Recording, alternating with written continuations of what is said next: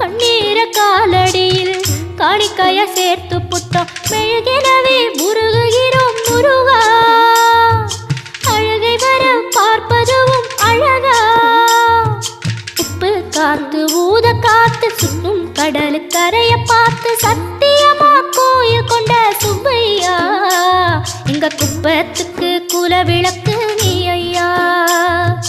திருச்செந்தூர் ஆண்டவனே வேல் முருகா தினம் உனக்கு நன்றி சொல்வோம் மால் மருகா திருவடியில் தவம் இருப்போம்